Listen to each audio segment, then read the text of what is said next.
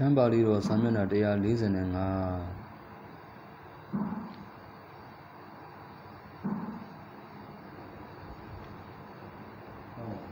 They are listening. Tania, Sayanoma. Below Malay Boni, San opinion, Santa opinion that Saya Bima opinion Yaluya. Opinion Kunabasi, the Logama Bura, the Kori Bura, the Kori opinion of Bura. A Kunabasi. A Kunabarama Kunaba ascending over to go Yitago. Sa Arado as an answer that way. Arado Sa do A Ega Ekaya E Tadu Dagrin Sa do A Pa Po Ya Sa to A ba Boya A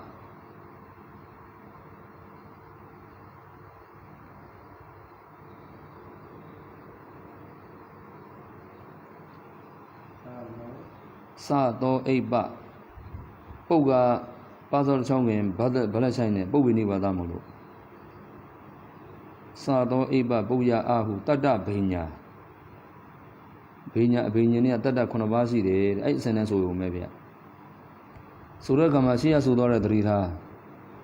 Sia Brigan Jabu Brigan Malopene Brigan Jazin and a logo Malopene Maya Burubura, Dajan Brigan agents or Malavia. A Brigan agents one. Opinion Konaba Brigan, your opinion yard. See opinion your no opinion yard. A pony. But Amazon Yabu Brigan Dodo Batamazan yard. Oh, she's on your nose on yard, Nachala Dulavia. I never did idea about it, but Rugeni and Mamadu Pimalivia, Mary Pinimos, or being the Pinimadu. I was Sasura, Deva Saku Abene, Nini Wee Gomiana, Tosura Deva Dora Abene, Balau Wima Biobio, Balau than Dizzy on Biojara, Uzano Pongan Yamalu, Urugorano, Pongan Yamalu. 80 Wida 80 Wida Zura, Josie Amasu, a Mumu Panzana now. Who do I use always on your Sura in the yard? Who are no more usual than a Biampanoya? I know you are.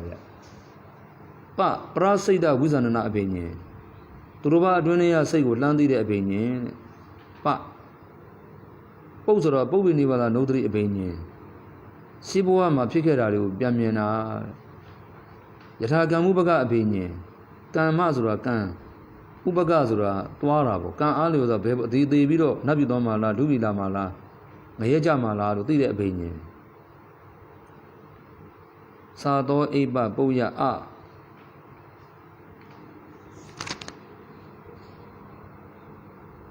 Nagadanda opinion, Halabia. Nagadanda Zua, Duran, see Bafima Dizin Jarabia, Aladua the opinion. Nagadanda opinion. Ara Sanya Bida no Mama Yara opinion.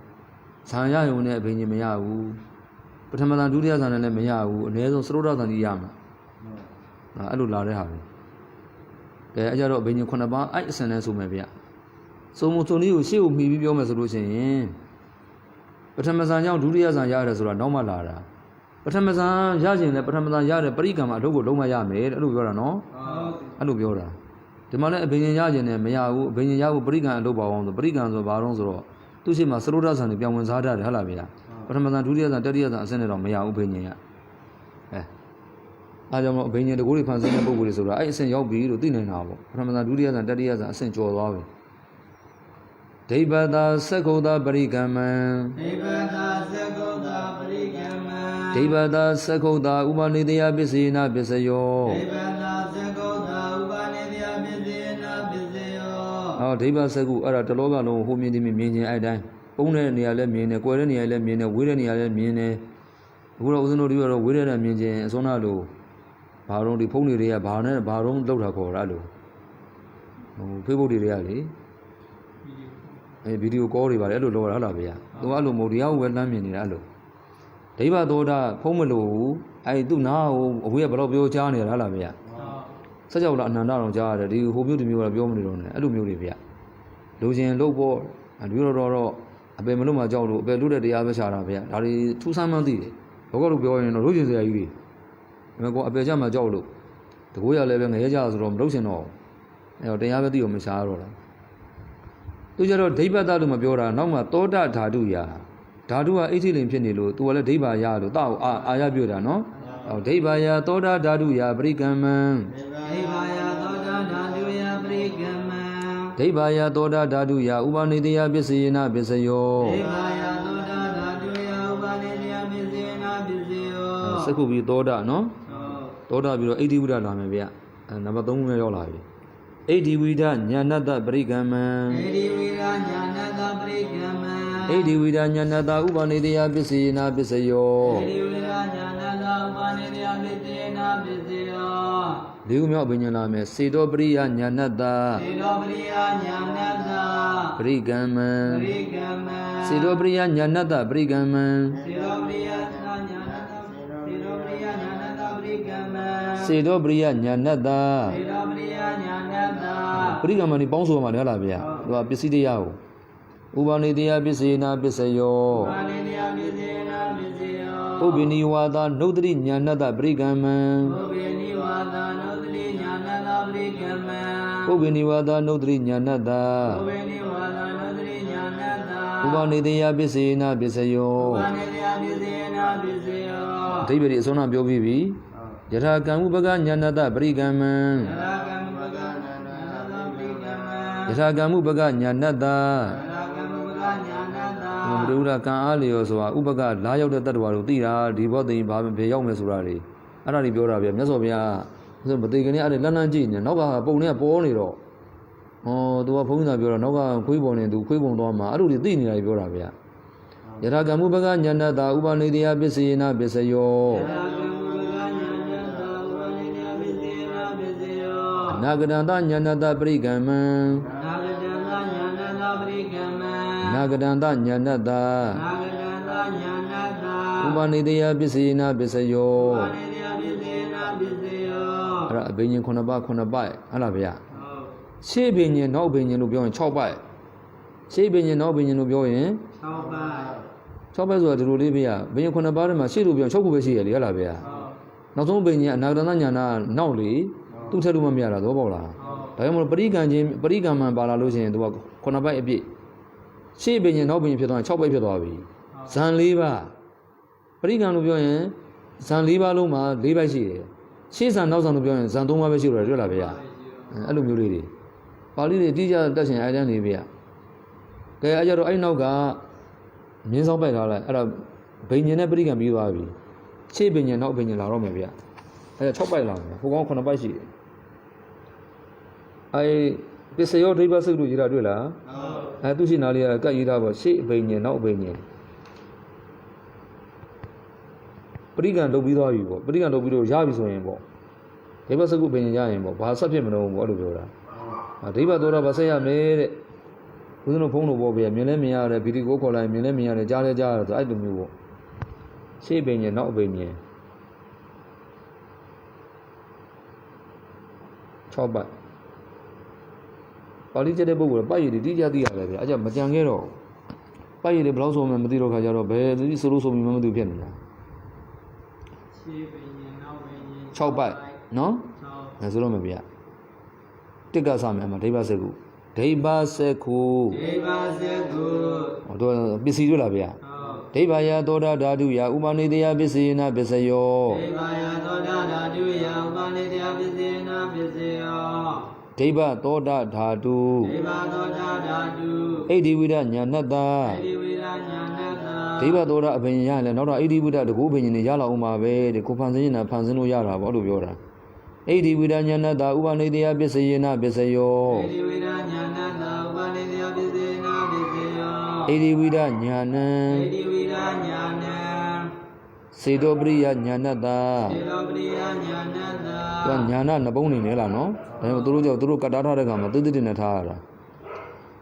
ဥပနိတယပစ္စယေနပစ္စယောဥပနိတယပစ္စယေနပစ္စယောစေတောပရိယညာဏံစေတောပရိယညာဏံပုဗ္ဗနိဝါဒနုဒ္ဓရိညာဏတ္တပုဗ္ဗနိဝါဒနုဒ္ဓရိညာဏတ္တဥပနိတယပစ္စယေနပစ္စယောဥပနိတယပစ္စယေနပစ္စယောပုဗ္ဗနိဝါဒနုဒ္ဓရိညာဏံပုဗ္ဗနိဝါဒနုဒ္ဓရိညာဏံယထာကံဥပကညာဏတ္တယထာကံဥပ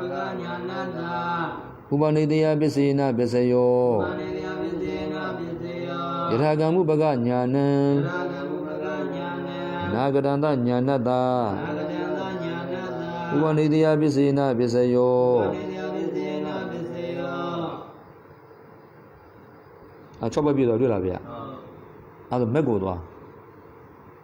မဲ့ရပဲ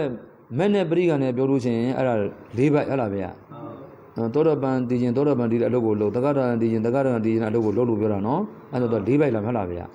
ရှေ့မဲ့နောက်မဲ့ဆိုရင်၃ဘက်လာဟုတ်လားဗျရှေ့မဲ့ဆိုတော့၃ဘက်ရှိတော့တာလေးဗျတတိယမတိလေအဲ့လိုလည်းသဘောပေါက်ရအောင်ဟုတ်ဘာလဲဆိုလို့ဆိုမှမသိပြမလို့ပထမတမဂ္ဂတပရိကမ္မံပထမတမဂ္ဂတဥပနိတယပစ္စယေနပစ္စယောအဓိပ္ပာယ်ပြောတာသောတာပန်တည်ကြလားလို့ပြောတာဗျဟုတ်လားဗျသောတာပန်တည်တဲ့အလုပ်ကိုမင်းလုပ်ပြီလားတဲ့ဆရာကောင်းရှာပြီးပြီလားတဲ့သူရှိကဒီသောတာပန်တည်တဲ့တရားကိုနာပြီးပြီလားတဲ့သောတာပန်တည်တဲ့တရားဆိုတာအစွမ်းနာလို့ဦးဇင်းတို့ယုံနာနေသိတော့ပြောတာနော်တခြားတရားပြောတာမဟုတ်ဘူးနော်ကျုပ်လည်းနာပါတယ်ဗောဓိလန်လှမ်းရလာတာမနက်ကနေတကောင်ရုပ်ဖွင့်ပါတယ်မရဘူးလားဟုတ်လားဗျအဲ့လိုတွေပြောတာမဟုတ်ဘူးဘယ်နာမကြီးဆရာတော်နာပါတယ်မရဘူးသောတာပန်တည်ရင်သောတာပန်တည်စေတတ်တဲ့ယုတ်တရားနံတရားကိုကျွမ်းကျင်အောင်နားလားဗျတခြားတရားမရှိဘူးအဲ့လိုလည်းသိတော့ဗျအဲ့လိုတွေလုပ်ပြီးပြီလားလို့ပြောတာနော်ဒုတိယသမဂ္ဂတပရိကမ္မံဒုတိယသမဂ္ဂတဥပနိတယပစ္စေနပစ္စယောတတိယသမဂ္ဂတပရိကမ္မံတတိယသမဂ္ဂတဥပနိတယပစ္စေနပစ္စယောစတုထသမဂ္ဂတပရိကမ္မံ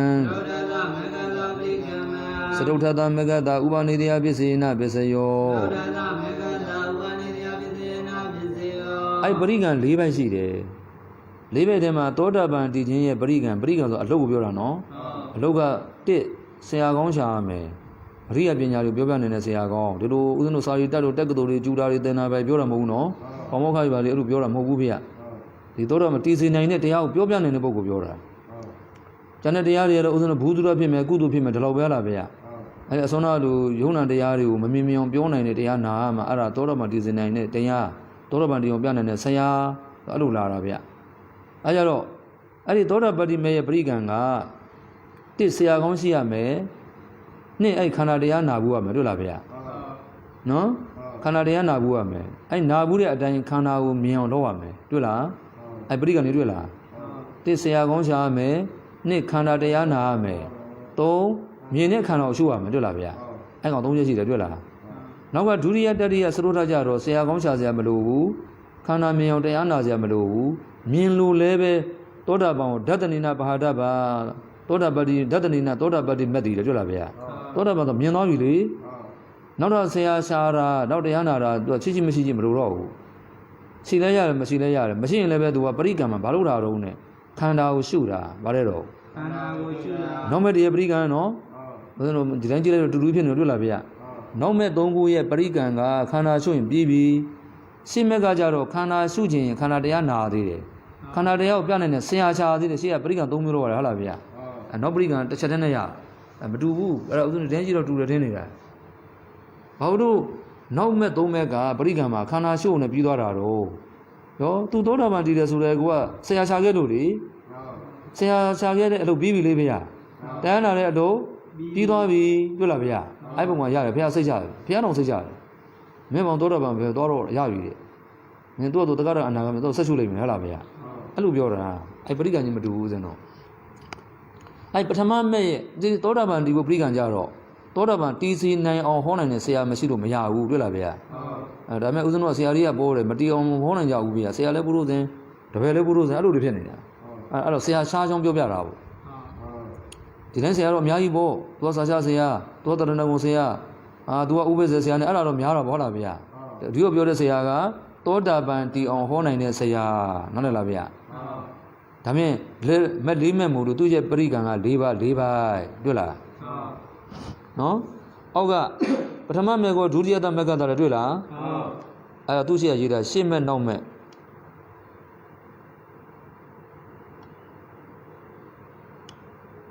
ရှင်းမနောက်မဲ့ဆိုလို့ရှိရင်ဘယ်နှပိုက်ဖြစ်သွားတော့ 3ဘိုက်စေပရိကနောက်မဲ့စေပရိကနောက်မဲ့ဆိုရင်4မဲ့4ချောင်းနော်စေမဲ့နောက်မဲ့ဆိုစဉ်းစားကြည့်ပါလားဗျာပထမမဲ့ဒုတိယမဲ့တတိယမဲ့အဲ့ဒါရှေ့မဲ့တွေ့လားသရုပ်ထားရှေ့မဲ့မဖြစ်နိုင်တော့သရုပ်နောက်တော့မမရှိတော့ဟုတ်လားဗျာတော့3မဲ့တည်းဖြစ်ရတာနော်ပိုက်ရဆိုဘယ်နှပိုက်ကြည့်ရမလဲအကုန်သိရတာပဲဥစ္စာဒီနေ့ပြားတိပိဋကလည်းဒီလိုပဲဒီတိုင်းချုပ်ချက်တာပဲအဲ့လိုကြီးတွေကွက်တိကြောင်သိရတာအဲ့လိုကွက်တိကြောင်လို့ကဆိုမယ်နော်ပထမမေကိုဒုတိယတမေကတာပထမောမေကိုဒုတိယတမေကတာဥပနိတယပစ္စေနပစ္စယောသောတာပန်ဘယ်သွားလဲသိကြမှာတွေ့ပလားဒုတိယမေရောက်ဆက်သွားမယ်တွေ့လားဦးဇင်းတို့တာမန်ဘုန်းကြီးတွေဟောတာသောတာပန်နတ်ပြည်ရောက်သွားတယ်တွေ့လားဗျာဟုတ်ဒုတိယမေကိုဆက်သွားတာဗျာနားလားဗျာဒုတိယမေကိုတတိယတမေကတာဥပနိတယပစ္စေနပစ္စယောဒုတိယမေလို့ခေါ်တဲ့တက္ကတာကံတည်သွားရင်ဘယ်ကိုဆက်သွားတော့တတိယမေအနာဂါမိမေကိုဆက်သွားတွေ့လားဗျာတတိယမေကိုသရုတ်ထတမေကတာဥပနိတယပစ္စေနပစ္စယောသရုတ်ထမေလားယန္နာဖြစ်တဲ့မေလားအရဟတမေတွေ့လားဗျာယန္နာပြင်ဟိုကအကျင့်စံမရှိတော့ဘူးလေဒါတို့ကနောက်မှအပိုက်မရှိတော့တွေ့လားဗျာနောက်ပိုက်မရှိတော့နောက်ပိုက်မရှိတော့အဲကြတော့နောက်ပိုက်မရှိတော့ဘာလို့ကြမလို့တိက္ခာမေကဥပနိဒာရတဲ့အဲ့လိုရားတဲ့မက်ကိုဝင်စားကြမယ်တဲ့တွေ့လားဗျာရားတဲ့မက်ကိုဝင်စားကြမယ်အဲ့ဒီရဲ့မက်ဆွမ်းရင်ရောက်နေသာဒုက္ခတွေလည်းပိုရမြင်နေတယ်တွေ့လားဗျာနောက်ပြီးတော့စာရီမသိမဲနဲ့ဟောမှာအထပရိသံပိဒါယဓမ္မပရိသံပိဒါတွေ့လားဘုရားတို့တရားတွေလည်းမသိဘူးနိယံတွေလည်းမသိဘူးဘာချမ်းမှမလိုက်တော့ဘာတက်ကတော်မတက်ဘူးကြိုက်တဲ့ဟာတွေမေးတဲ့အကုန်လုံးဖြေတတ်တဲ့ပိုင်းခြားနိုင်တဲ့တံပိဒါဉာဏ်တွေရမယ်တဲ့တွေ့လားဗျာမက်ကတော့ဒီမဲ့ပဲနော်အဲ့ဒါစာမသိမဲတတ်တာသိရင်အဲ့ဒါတွေအဲကြောင့်မို့မက်ရအောင်လုပ်ရတာမက်ဆိုတမာရိတိနော်မက်ဆိုတမျိုးထင်နေဦးမယ်ဗျာဘုရားဟောတာမတူဘူးလားအရိယောအထင်ကြီးရောမက်ကောတဲ့တရားထိဓာန်တဲ့မက်ဆိုဘာကိုပြောတော့မက်ဆိုဗျာတဲ့တရားထိဓာန်နဲ့တိကျငါပြောပြမယ်တဲ့တမာဒိဋ္ဌိအမှန်တိုင်းမြင်တော့ပြောတာတွေ့လားဗျာအမှန်တိုင်းမြင်စာမသိမဲတတ်တာအဲ့ဒါတွေသိချင်ဦးတဲ့နော်အမှန်တိုင်းတက်ကုန်တာသူကဟိုက်တိုင်းနေတမာရိတိရသွားတာတမာရိတိမရဘူးသူခက်နေတာဗောဟိုကလည်းခက်ဘာပြောမှဒါဘာကြောင့်ဆိုမှမသိသူမပြောပြမှမသိတော့ဟုတ်လားဗျာအဲဒါတော့ထက်ကရာဖွင့်နေကြည့်ဒီကဖွင့်နေသူကလည်းအကုန်မဖွင့်နိုင်သူကလည်းသူ့စိတ်ကူးတရားဖွဲ့တာအကုန်လုံးကိုဒီတနေရာကြည့်လို့နေရာအပေါင်းစုံတက်အောင်ဖွင့်တာလည်းမဟုတ်ဒီဘက်ဆိုတစ်မျိုးဖွင့်နေဟိုဘက်ဆိုတစ်မျိုးဖွင့်နေအမျိုးမျိုးထင်ဒုက္ခတွေရောက်အဲ့လိုတွေပေါ့ဗျာအဲ့လိုတွေကြောင့်မြတ်စွာဘုရားတက်ခါတဲ့မက်ကံဥပနိဒာယမက်ကိုအမိပြုမှရမယ်တွေ့လားဗျာတံပိဓာယအရာရာကိုပိုင်းခြားတန်ဆိုတာကောင်းဆိုတာဆိုအမှန်တိုင်းမဟုတ်လားဗျာတိကျကျပိုင်းခြားတတ်ခြင်းမရမဖြစ်မယ်အဲ့လိုပြောတာတော့သူရဲ့သရုတ်ထမဲ့နောက်မှာတော့မရှိတော့ဘူးနော်ရဟန္တာဖြစ်သွားလို့တွေ့လားဗျာနောက်ထပ်လည်းကျင့်ကြံမလို့တော့ဘူးဦးဇင်းကသေတိကျင့်မယ်ထင်တာမဟုတ်ဘူးသရုတ်ထမဲ့ရပြီနောက်မှနောက်ထပ်ကျင့်ကြံမရှိသေးလားမရှိတော့ဘူးအဲ့မဲရဲ့အကျိုးခံစားတာတွေ့လားဗျာတော့ဘာတွေခံစားရမလဲတဲ့လာမယ်ဗျာတိက္ခာမေကဥပနိဒာယတေက္ခာမေကဥပနိဒာယအနုပ္ပန္နတမပတ္တိဥပါဒင်တိအနုပ္ပန္နတမပတ္တိဥပါဒင်တိသူများတဲ့တမပတ်ဝင်စားတော့ကြားဘူးနေတာတဲ့အဲ့ကိုမရဘူးသေးတဲ့တမပတ်တွေကိုရလာမယ်တဲ့ရပြီးတဲ့တမပတ်တွေလည်းဝင်စားနိုင်မယ်တဲ့တွေ့လားဗျာဥပ္ပန္နတမပစ္ဆန္တိသင်္ခါရိအနိစ္စတောဒုက္ခတောအနတ္တတောဝိပဿန္တိဦးဇင်းတို့ပြောနေအနိစ္စဒုက္ခအနတ္တပုံမြင်နေတဲ့မမရတဲ့ပုဂ္ဂိုလ်တွေဟုတ်လားဗျာတစ်မေခောတစ်ခါနံမေခောတစ်ခါနံဦးဇင်းတို့ကရဟနာကြီးဖြစ်တော့မှအကုန်လုံးတတ်သွားတယ်ထင်မစိုးလို့မဟုတ်ဘူးတဲ့တစ်ခါဖြစ်လဲတဲ့အခုမှကျင်ဆဲဖြစ်သေးတယ်အခုမှကျင်မှုတာရှိသေးတယ်သိကုန်တာတဲ့တွေ့လားဗျာဦးဇင်းတို့ရဟနာကြီးပြင်မှထင်သွားလို့မဟုတ်ဘူးတဲ့မေခောတစ်ခါနံမေခောတစ်ခါနံအထပတိတံပိဒါယအထပတိတံပိဒါယနှစ်ပုတ်ဖြစ်မှန်းသိအောင်လို့ပါဠိလူမျိုးတွေကလုံးစက်ဆက်နေနှစ်ပုတ်ဖြစ်မှန်းသိအောင်လို့ဟုတ်လားနော်ဒီလိုအပြင်မှာကြတော့အထလို့မပြောဘူးဗျအထပရိသံပိဒါလို့ဒီလိုသုံးတယ်ဟုတ်လားဗျပါဠိလိုမှောင်ရေးမယ်ဆိုရင်တော့ပါးဆောင်နှလုံးဆက်မှာလားနော်အထပရိသံပိဒါယအထပရိသံပိဒါယဓမ္မပရိသံပိဒါယဓမ္မပရိသံပိဒါယနိရုဒ္ဓိပရိသံပိဒါယနိရုဒ္ဓိပရိသံပိဒါယပฏิဘာဏပရိသံပိဒါယပฏิဘာဏပရိသံပိဒါယပฏิဘာဏပရိသံပိဒါဆိုတော့တရားပြောတော့မဟုတ်ဗျအဟောအပြောတွေသူ့အတူပေါ်လွင်လာကုန်မှာအဲ့တိုင်းနေဒီတိုင်းဦးဇင်းတို့ဒီတိုင်းစိတ်ဆင်းရဲကိုယ်ဆင်းရဲစဉ်းစားနေရတာဘာပြောကောင်းမှမသိအဲ့လိုမဟုတ်ဘူးနားလားဗျာပฏิပန်ပါဆိုထင်ရှားလာတာတွေ့လားဗျာ တေတော့ဥပမာပฏิပန်သူနဲ့အဲဟိုတမှာပါတော့ကာရာပိုင်းနဲ့မှာသူထန်လာကုန်တာကွာတဲ့တွေ့လားဗျာဒီဥမာတွေကလည်းငါတော့သိရမဟုတ်ဘူးသူထန်လာကုန်တာတဲ့စဉ်းစားတာလည်းမဟုတ်ဘူးတဲ့ပฏิပန်နပฏิသံပိဒါယဌာနကောတံလတ္တာအကြောင်းဟုတ်သည်မဟုတ်သည်ကိုလည်းနားလေတယ်တဲ့တွေ့လားဗျာဥမာပြင်ဦးဇင်းတို့ဒီမှာအကြောင်းဥမာပြင်ကိုဗစ်ပေါ့ကိုဗစ်ဆိုဦးဇင်းတို့တတ်နိုင်တဲ့နည်းနဲ့ကာကွယ်ကြတာဖះကြည့်တာအဲ့အကြောင်းမဟုတ်ဘူးတဲ့မင်းတို့ကာကွယ်တဲ့နည်းကဘာလို့ကာကွယ်နေဗိုက်ထဲရောက်မှုသေးကုန်တာတော့နဲ့တွေ့လားဗျာအကြောင်းတရားကမင်းတို့ဒီဒုက္ခအကျိုးဖြစ်တဲ့ဆိုတဲ့ကိုကအကုသိုလ်ရဲ့အကျိုးဘာအကျိုးတော့အကုသိုလ်ရဲ့အကျိုးဒါဆိုရင်ကုသိုလ်များများပြုပြီးတော့ပြန်ပြီးတော့တော်လန်းတာဟုတ်လားဗျာကိုစီစိတ်ကောင်းထားကြဟုတ်လားဗျာဘုရားတယောက်နဲ့တယောက်တတ်ရှင်နေရလေတတ်ရှင်တဲ့စိတ်ကဘယ်ထဲရောက်နေတဲ့အတွက်ကြောင့်မို့အကြောင်းတစ်မျိုးပြပြီးသိရမှာလေဗျာနားလားဗျာဟိုဒီမှာကိုဗစ်ဆိုကိုဗစ်ပေါ့အဲ့ဒါနဲ့သိရမှာအဲ့ကြောင့်အဲ့စိတ်တွေမင်းကြော်လွန်ကြဟုတ်ဒီခေတ်ဆိုမြဲဒီနေ့ဆိုမြဲဒီလိုပဲဟိုဦးဇင်းတို့လည်းအမြင်တွေသတင်းတွေဖတ်ကြည့်ပါလားဗျာဆရာတော်တမတော်တော်များပြန်တော်မူကုန်တော့တွေ့လားဗျာဟိုက်နေမအောင်အဲ့ဒါတွေကာကွယ်ရေးလွဲနေလို့နားလားဗျာကာကွယ်ရေးစနစ်ကအဲ့လိုမဟုတ်ဘူးကုသိုလ်နဲ့ကာကွယ်တဲ့ဗါတဲ့တော့ကုသိုလ်နဲ့ကာကွယ်မြတ်စွာဘုရားရှင်ရဲ့သဘောဟုတ်လားဗျာမြတ်စွာဘုရားရှင်လက်ထက်မှာလဲရင်းအနာတလောကလုံး90နဲ့ရင်းအနာရှိတာပဲဘုရားတော်လာတာပဲမလန်းပါဘူးလက်လည်းမစိတ်ဘူးလားဗျာကိုကူလားသူကကုသိုလ်လို့ရှိတော့ဗျာနားလားဗျာကုသိုလ်တွေရှိတယ်ပညာတွေရှိတယ်သူတို့မှာအဲ့ဒါအကြောင်းမဟုတ်ဘူးတဲ့ဗျာအကြောင်းကမင်းတို့အကြောင်းရင်းကပြောင်းနေတာတဲ့ကိုကတပ်ဖြတ်ခြင်းတဲ့စိတ်ကလွန်ခဲ့ပြီးတော့တခြားဟာနဲ့ကာကွယ်လည်းမရဘူးတဲ့ဟဲ့လားဗျာဌာနကောတံလတ္တာဥပနိတယပစ္စေနပစ္စယောပရိသံပိတာပတ္တယဟန္တာဖြစ်မဲ့အပြင်နဲ့ပရိသံပိတာတိခပရိသံပိတာသောတာပန်ဦးဇင်းတို့ကြားလို့ပရိသံပိတာပတ္တယဟန္တာလို့မလားပရိသံပိတာပတ္တသောတာပန်ရှိတယ်နော်တိခနာနဲ့တွေ့လားဗျာအဲ့လိုပုံကူမျိုးတွေဖြစ်မဲ့အပြင်နဲ့ဒါတွေကသူတို့အကျိုးတွေကဘယ်ဟာလာတယ်တော့အကြောင်းတွေကိုစုံစမ်းစစ်ဆေးနေတဲ့အချိန်မှာမဟုတ်ရင်မဟုတ်တယ်အကုန်သိတယ်တဲ့နားလည်လားဗျာအဲ့ဒါပါသိတယ်တဲ့ဌာနကောတံလတ္တကောတံလဆိုတာကုသလလေဝိညာဉ်ကုသလဆိုတာလိမ္မာကျွမ်းကျင်တာလားဗျာဌာနကောတံလတ္တဥပနိတယပစ္စေနပစ္စယောဥပမာဗျာအလူတယောက်ကိုလေးထက်ကလာနေပြီဦးဇင်းတို့ပုရုဇဉ်တို့ကဘယ်လိုကျွမ်းကျင်တော့ဆိုတော့ဟာလေးအောက်ကမနေနဲ့တဲ့သူချပိုးတွေလေးရက်ပါတို့ကြီးရောက်လာလိမ့်မယ်တွေ့လားဗျာတွေ့လားသူအကြောင်းပြချက်ကတွေ့လားဗျာအဲ့ကလေးတိုက်လာရင်တဲ့သူအောက်ကလေးအောက်ကမနေနဲ့တဲ့အတိတ်အထက်ကနေတယ်တွေ့လားဗျာဘုရားအဲ့လိုမဟုတ်ဘူးဘုရားဒီမှာအနှူးရှိတယ်သူကလေးအောက်ကနေရတယ်ဒါပေမဲ့သူ့မကူအောင်ဘယ်လိုနေအောင်ဆိုတော့ကုသပညာနဲ့ပဲနေတာဘာနဲ့နေတော့ကုသပညာနဲ့ပဲနေတိခါဘုရားကြတော့ကုသနဲ့နေတယ်ယာနာတွေကြတော့ကရိယာပညာနဲ့နေတယ်တွေ့လားဗျာဟုတ်တော့ပေါ့လားဗျာ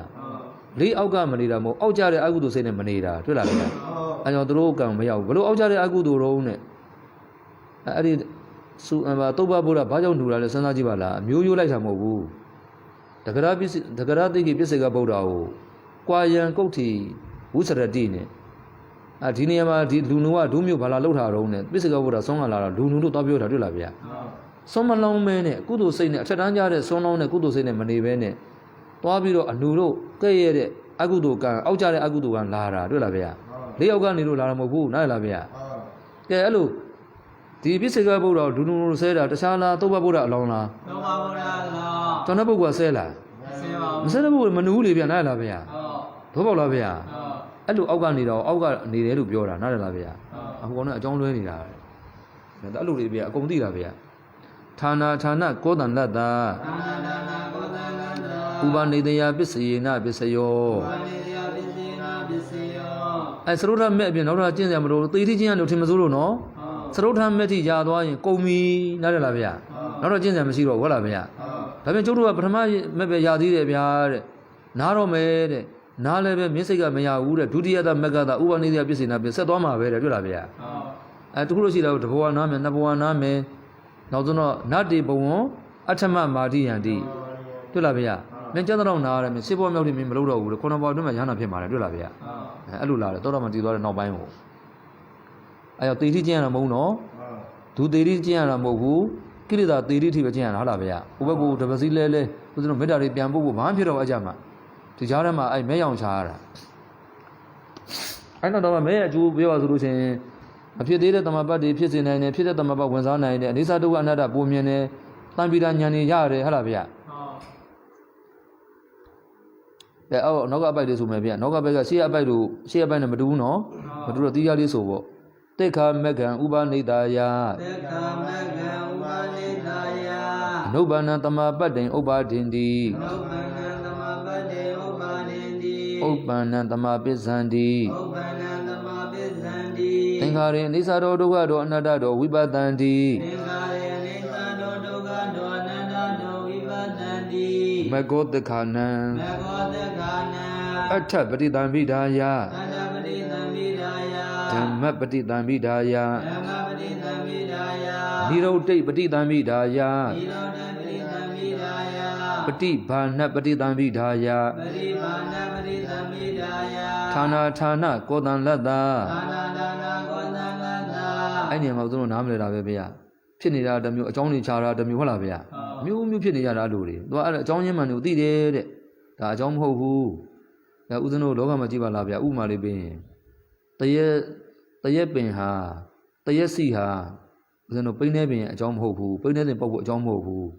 ပိန်းနေစီကတဲပင်ပုတ်ဖို့အကြောင်းမဟုတ်ဘူးတွေ့လားဗျာအဲဒူတွေဥပုရုဇဉ်အကြောင်းတော်တော်6ပြောနေသူအဲ့လိုသိတယ်တွေ့လားဗျာတော့အကြောင်းမဟုတ်တဲ့6ပြောနေတယ်ဒါစိတ်မှာတရက်စီ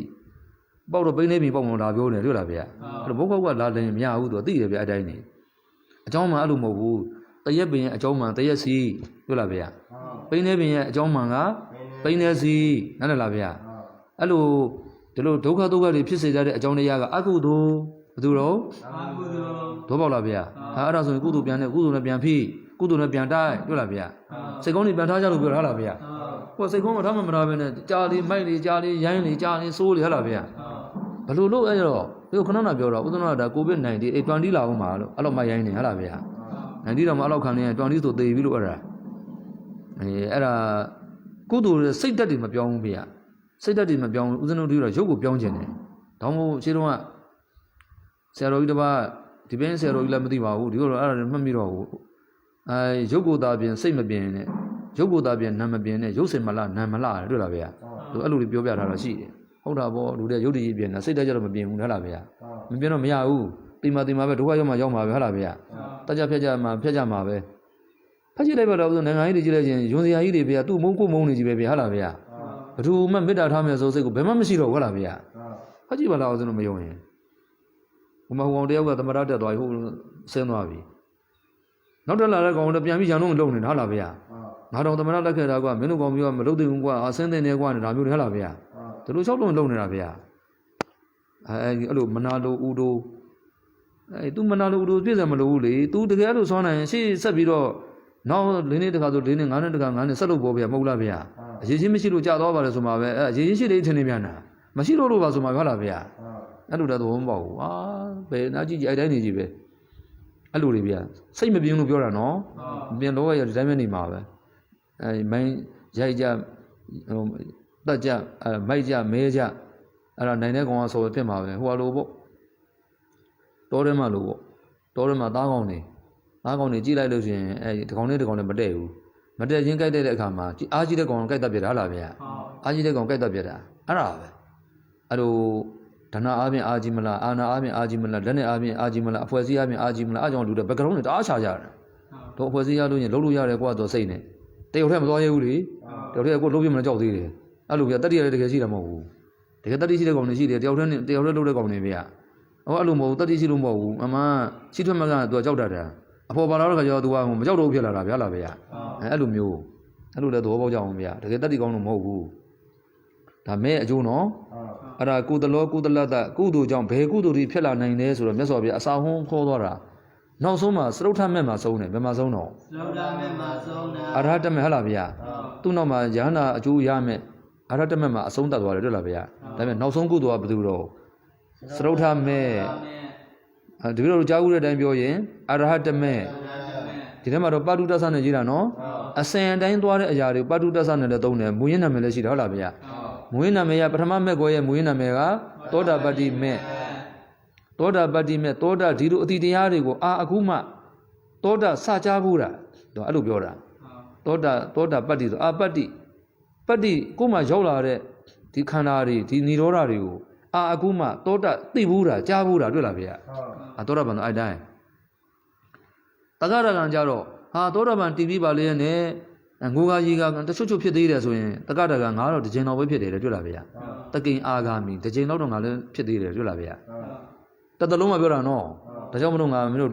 ကာမဘုံပြန်လာတော့မှတစ်ချိန်ပဲပြန်လာမယ်တွေ့လားဗျာသူအဲ့လိုလာနောက်တော့အနာကငါမင်းနဲ့အဆင့်မြင့်လာပြီတတိယမြတ်တွေ့လားဗျာအနာဂါမီမလာတော့ပြီတွေ့လားဗျာဒေါသလည်းပြန်မလာတော့ဘူးပြဿနာတွေရှိတယ်ဒေါသပြန်မလာတော့ဘူးလောကမှာအလှအပတွေအများကြီးရှိတယ်ဒုပိနတ်ပြည်တွေအများကြီးရှိတယ်အနာဂါမီပြန်မလာတော့ဘူးပြန်မလာပြန်တော့မှာတော့အနာဂါမီနောပနာသုဒ္ဓဝါတိတုဥပ္ပဇ္ဇန္တိအနာဂံနိုင်ဟာသောတာပန်တက္ကတာကံသောတာပန်တက္ကတာကံနေပုရုဇဉ်နေမရှိတဲ့အနာဂံယဟနာကြီးနေရာတတ်ဘုံဖြစ်တဲ့သုဒ္ဓဘာသာ၅ဘုံပဲနေကြမှာတွေ့လားဗျာအနာဂါမီပြန်မလာပြီပစ္စုပန်ဘဝမှာကာမရာဂတွေဗျာပါဒဒေါသတွေပြန်မလာတော့ဘူး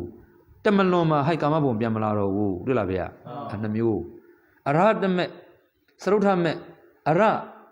အနာဂံတော်မပင်နိုင်တဲ့ကိလေသာတွေကိုတတိလွတ်တသေးတာလေးတွေကိုနမောနမဲနေတဲ့သားတွေအဲ့ဒီလိုမျိုးအဝိဇ္ဇာအစ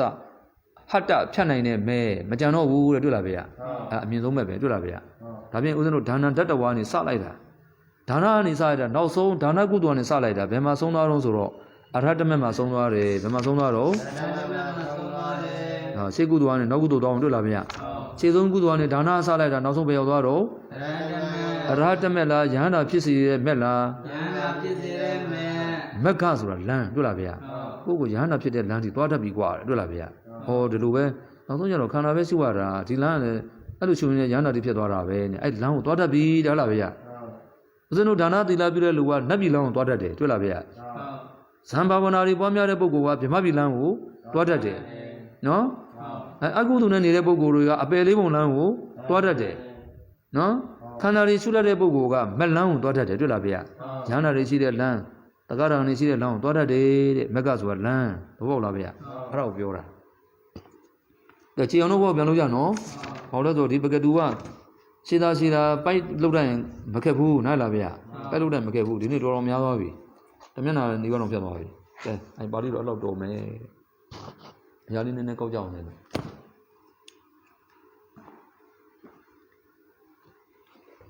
အရာကောက်ကဇရာမတူလို့ရှိရင်အရာကောက်ကိုညှိုးမယ်ဗျာနောက်ပြီးတော့အရာကောက်ကောက်တဲ့ခါမှာဒီပြီးတော့အစင်တိုင်းပဲကောက်မယ်ဘယ်ပစ္စည်းလို့ကြော်ခွမနေပဲနဲ့အစင်တိုင်းကောက်မယ်ပါဠိတရားသာတူတဲ့နေရာတူမတူတဲ့နေရာတူမဖြစ်နေလို့တူရတူပါတွေမှတ်မိလို့အောင်လို့ပြတာနော်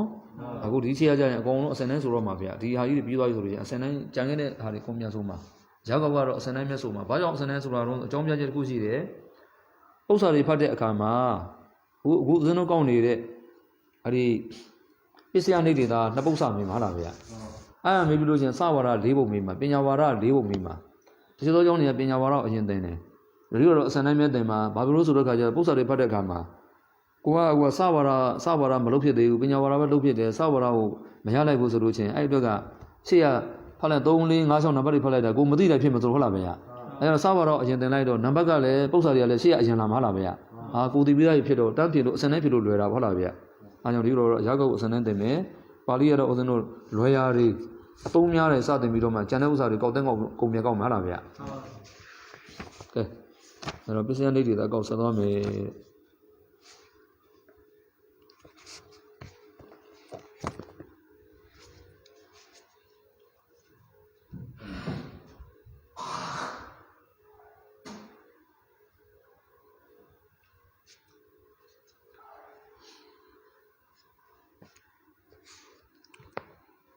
ပစ္စယနိဒေတာဆက်သွားတော့ဒီလိုတော့ပထမအုပ်မှာ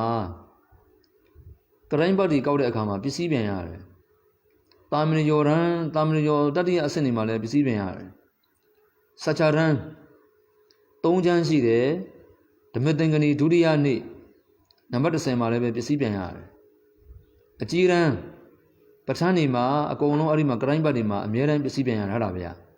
ပစ္စည်းပြန်ရတယ်ဆိုတာအကျမ်းမြင်ပြောမယ်ဆိုလို့ရှိရင်ဦးဇင်းတို့တနည်းအားဆိုလိုက်တဲ့စတ္တရောခန္ဓာအရူပိနောဟုတ်လားဗျာအဲ့အပိုက်လေးကဘယ်ပိုက်ဒီမှာပါတယ်လို့ပြောတာဟုတ်လားဗျာဟာငါးမျိုးမှပါတယ်ဆိုအဲ့ဒါငါးပစ္စည်းပြန်နေတာတွေ့လားဗျာအဲ့ပါဠိအနေနဲ့ပြောရင်တူးနေတာတွေ့လားဗျာပစ္စည်းချင်းတူးနေတာအဲ့တော့ကျတော့ရှေးကဘလူတွေများပြောကြတော့ဆိုတော့ဟာမင်းမှလည်းကားရှိတယ်ငါမှလည်းကားရှိတယ်ကားရှိတာချင်းတူရင်ပြန်လို့ရတယ်အဲ့လိုပြောတာနော်အဲ့ရတော့ပစ္စည်းတရေကိုချင်းတူရင်ပြန်လို့ရတယ်တွေ့လားဗျာ အဲ့လိုပြန်လို့ရတာဘာတွေတော့ဆိုဒီမှာသူ့အဆုနဲ့သူရေးထားတာ24ပစ္စည်းလုံးစဉ်းစားကြမလို့ဘူးမနေ့တုန်းကပြောလိုက်တာစာမျက်နှာ50နှစ်မှာနော်စာမျက်နှာ50နှစ်မှာသာဇာတလို့ခေါ်တဲ့အမှသာဇာတမျိုး15ပစ္စည်းအဲ့15ပစ္စည်းနဲ့15ပစ္စည်းပါအဲ့15ပစ္စည်းနဲ့ပဲပြန်ရမှာဟုတ်လားဗျာဒါကြောင့်အဲ့ထဲမှာဘာလဲပစ္စည်းတွေမပြန်ရဘူးနော်အဲ့လိုပဲမှဟုတ်နော်သူ့အောက်မှာအာရှိဝနဲ့အာရမဏဟိဆိုလို့ရှိရင်ဒီအာတိနီဥပူဝေအဝိဆိုရှစ်ပစ္စည်းတွေပဲပြန်ရမှာနော်တခြားအပူထည့်ကြမလို့နိုင်လားဗျာအဲ့လိုပြောတာနောက်ဒီဘက်က53တတ္တအနံအနန္တရလို့ပြောလိုက်တာနဲ့ဒီဘက်နဲ့အနန္တရပစ္စယေနသမဏနာပစ္စယေနဒီလိုပြောလိုက်တာနဲ့အဲ့မှာနန္တမဥသေကံနတ်ဝိတဲ့ခုနှစ်ပစ္စည်းတွေပဲပြန်ရမယ်တွေ့လားဗျာအဲ့ခုနှစ်ပစ္စည်းတွေဖြစ်ပုံလည်းပဲဒီကိုအကြမ်းမြင်ပြောခဲ့ပြီးပြီဟိုအသေးစိတ်တော့ပြန်ပြောမှာပေါ့အဲ့ကြတော့ဦးဇင်းပစ္စည်းပြန်နေသိချင်းအကြမ်းမြင်ဒီဘက်ကဆာမျက်နှာတွေကိုရောက်အောင်တော့မဟုတ်လားဗျာဒီဘက်ကဆာမျက်နှာတွေရရင်ဒီခုနှစ်ပစ္စည်းတွေဘဒုပြန်ပါတော့လို့ဒါဦးဇင်းတို့သိလိမ့်မယ်နော်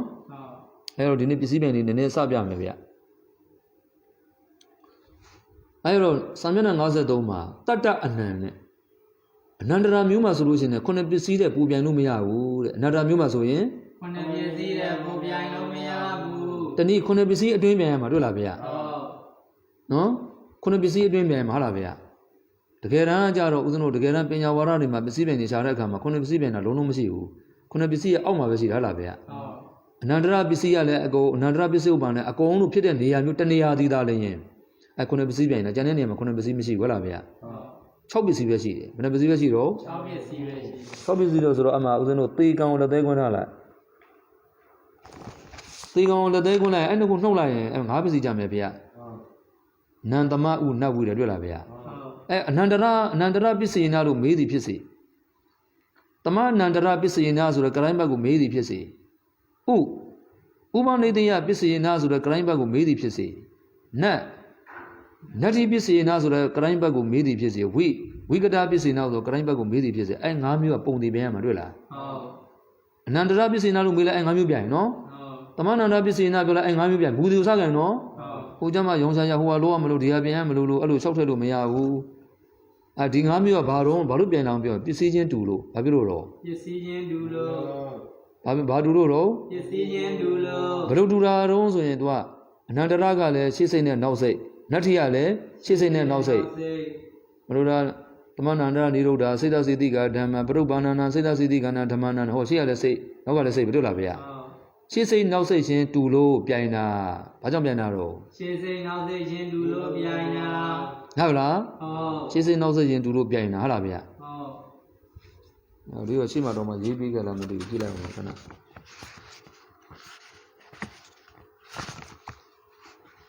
နန္ဒရ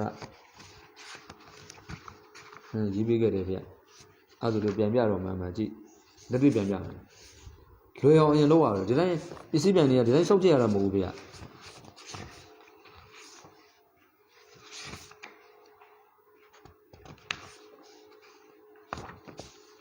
ဒီပထမအုပ်စာမျက်နှာလေးတွေကိုရှာပြမယ်စာမျက်နှာ28မှာစာမျက်နှာ28မှာအနန္တရကိုဒီနေ့အနန္တရပစ္စည်းပြန်တာစပြမယ်ဗျာ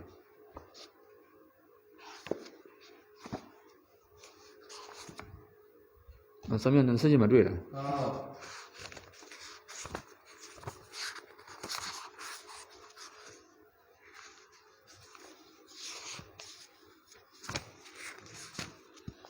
အဲ့တော့ဒီဇရာချင်းမတူတဲ့အရှင်များအတွက်ကြတော့ဘယ်အောင်မှမလို့ဆိုအရာကောက်ကိုပဲဒီကိုကြည့်ပြမယ်ကို့မှာဇရာရှိတယ်ဆိုလို့ရှိရင်လည်းအနန္တရဇရာကိုကြည့်နိုင်တယ်အတူတူပဲလေဟဲ့လားနော်ကိုမူဒီမဟုတ်ပါဘူးဗျာဒါတွေကြည့်ပါပဲဗျာဟဲ့လားဗျာသူကစာမျက်နှာ20မှာရေးတယ်ဟိုပုဂ္ဂိုလ်က40လောက်မှရေးတယ်မတူဖြစ်နေတာတွေ့တာအဲ့လိုသာမတူတာဟဲ့လားဗျာတရားချင်းအတူတူပဲနားလည်လားကြည့်လို့ရတယ်အနန္တရဆိုအနန္တရအကွက်ကိုကြည့်လိုက်အဲ့လိုပြောတာဇရာမရှိတဲ့ဘုရားအရာကောက်ဆိုရင်စာမျက်နှာဟိုမှာရှိတယ်စာမျက်နှာ19မှာရှိတယ်19 20ကနေစကြည့်ပေါ့20ကနေစကြည့်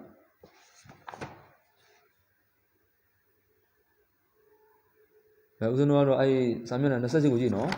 ကောက်ပြတော့မှကြည့်ဒီကစာမျက်နှာ29မှာအနန္တရပစ္စေနဟူသောကရိုင်းပတ်ဖြင့်တွေ့လားဗျာအဲ့ဆိုဒီဟိုဘက်ကမကြည့်တော့မူဒီကန်လိုက်ပြီတွေ့လားအနန္တရသမအနန္တရအနန္တရူပနေတယနတ္ထိဝုကတတွေ့လားဗျာပြီးတော့ကြီးလည်းမတွေ့လားအဲ့ငါးပစ္စည်းကအမြဲတမ်းတွဲနေတာမဟုတ်တပြိုင်နဲ့အမြဲတမ်း တပြိုင်နဲ့ဖြစ်တာတွဲနေတာတွေ့လားဗျာဒါကိုတလို့ရေးတာပေါ်ပါလားတလို့ရေးတိုင်းတပြိုင်နဲ့တက်ကောင်းတော့ရလို့ရေးရင်ရရာတက်ကောင်းတော့တွေ့လားအဲ့ထဲမှာတလေးကအများတိုင်းပါမယ်တလေးကအများတိုင်းပါမတွေ့လားဗျာတပြိုင်နဲ့တက်တာလားရရာတက်တာလားလို့မသေးခွင့်ဖြစ်တဲ့နည်းဒီကိုပြောပြမယ်တပြိုင်နဲ့လို့ရေးလိုက်ပြီးတော့နောက်ကရရာတော့တသေးခွင့်နဲ့ရေးလိုက်တွေ့လားဗျာအဲ့ကျတော့တသေးခွင့်နဲ့အဓိပ္ပာယ်ကပါရင်လည်းထဲလိုက်မပါရင်လည်းမထဲနဲ့လို့ပြောလိုက်တာတွေ့လားဗျာနှမျိုးလုံးရအောင်ဖြစ်လိုက်တဲ့ဒီတွေ့လားဗျာအဲ့နှစ်ချက်ကိုမကွဲရင်ပြောတာနော်ဒီမှာကျတော့ဘလို့ကြောင့်တပြိုင်တည်းလို့သိနိုင်တာလို့ဆိုဒီငါးပစ္စည်းကမကွဲတော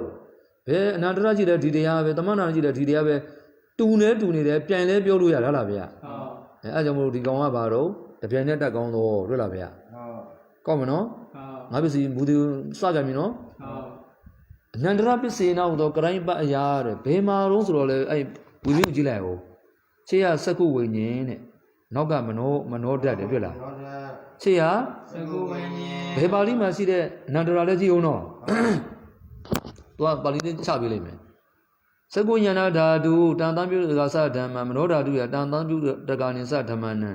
အနန္တရပစ္စေနပစ္စယော၌တဲ့အဲ့ဝိပင်းမှာဒီစက္ကုဝိညာဉ်တို့မနောဓာတုကြည့်ပြီးတော့အနန္တရပစ္စေနဘယ်နဲ့ပစ္စည်းပြန်မလဲကောက်ပြစံအဲ့လိုပြောတာဟုတ်လားဗျာ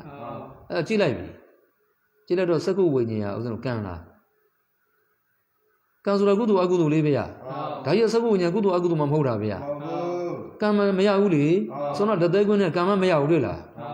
ချက်ချင်းသိတာအတိုင်းကြီးကံမရဘူးအာသေဝနာကဇောအာသေဝနာကကုသိုလ်ဇောအကုသိုလ်ဇောဒီစက္ကုဝိညာဉ်တော့ကုသိုလ်လည်းမဟုတ်အကုသိုလ်လည်းမဟုတ်ဘူးဗျာသူကသူတိုက်ဆိုင်လို့မြင်တာဗျာနားလားဗျာဒါဆိုအာသေဝနာလည်းမရဘူးတွေ့လားအဲ့ကြောင့်ဒီမှာငါးပစ္စည်းတွေဖြစ်တာပေါ့ကလားသူ့ဝင်ဖတ်ကြည့်တဲ့နဲ့တန်းသိတာတွေ့လားဗျာစက္ကုဝိညာဉ်နဲ့ကံလည်းမဟုတ်ဘူးကံလားအာသေဝနာအဲ့ဒါကြည့်လိုက်ဇောလည်းမဟုတ်ဘူးဒါဆိုကျန်တဲ့ငါးပစ္စည်းတွေ့လားဗျာကျတော့မဟုတ်နော်ပစ္စည်းလေးကိုကြည့်လိုက်ပါကံဆိုတဲ့ကုသိုလ်အကုသိုလ်ဇောဆိုလည်းကုသိုလ်အကုသိုလ်နော်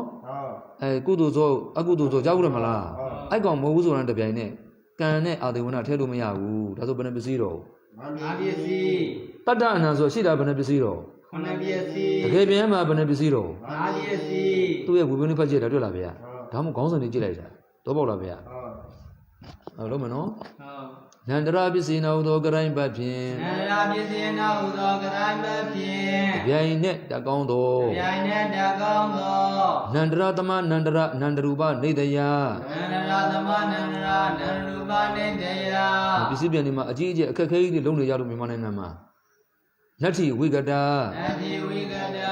ဤငါးပစ္စည်းတတ္တိတို့တွင်ဤငါးပစ္စည်းတတ္တိတို့တွင်တချို့ဆရာတော်တွေကလည်းရေးလာတော့ရှိတယ်မှားရေးထားတော့အဲ့ဒါယူမကြက်တော့ဖြစ်နေကုန်တာမှားရေးထားမှတော့ကြက်မနေတော့နဲ့နားလားဗျာဒါပေမဲ့ဆိုင်သားမှားမှလည်းမသိဘူးရေးထားတော့ကြည့်ရတဲ့ဘဝဆိုတော့ခက်တာပေါ့ဗျာတချို့ကမှားနေတာဗျာပစ္စည်းပြန်လွယ်ရမှတ်လို့မှားပြန်တာလည်းအများကြီးရှိတယ်အဲ့တိုင်းပဲအဲ့တိုင်းမှာဒါကွတ္တိပြောနေနော်အနန္တရသမအနန္တရအနန္တရူပနေတယအနန္တရသမအနန္တရအနန္တရူပနေတယနတ္ထိဝိကတာနတ္ထိဝိကတာဤငါးပစ္စယတတ္တိတို့တွင်ဤငါးပစ္စယတတ္တိတို့တွင်အဲ့လိုပြောလိုက်လို့ရှိရင်တဲ့ရှေ့ရစက္ကုဝိညာဉ်နောက်ကမနောဓာတ်လို့ပြောလိုက်လို့ရှိရင်တဲ့ဒီငါးပစ္စည်းရှိတယ်တဲ့ဇောမဟုတ်တဲ့အတွက်ကံဒီအာသေဝနာထည့်လို့မရဘူးတဲ့ဟုတ်လားဗျာ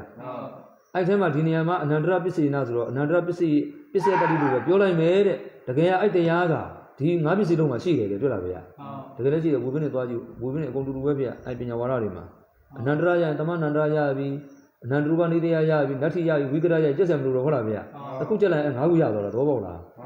အဲ့ငါးပဲတူနေလို့လာပြိုင်တာတွေ့လားဗျာကံနဲ့အသေးတော့မရဘူးနော်